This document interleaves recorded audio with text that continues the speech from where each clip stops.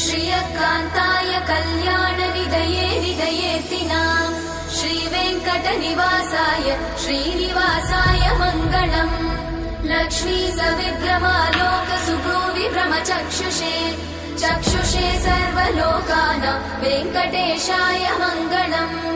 श्रीवेङ्कटाद्रिशृङ्गाग्रमङ्गलाभरणाङ्ग्रये मङ्गलानां निवासाय श्रीनिवासाय मङ्गलम्। सर्वावयव सौन्दर्य सम्पदा सर्वचेतसां सदा सम्मोहनायास्तु वेङ्कटेशाय मङ्गलम्।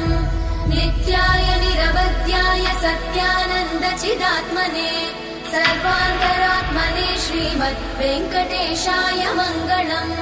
स्वतः सर्वविदे सर्वशक्तये सर्वशेषिने सुलभाय सुशीलाय वेङ्कटेशाय मङ्गलम्।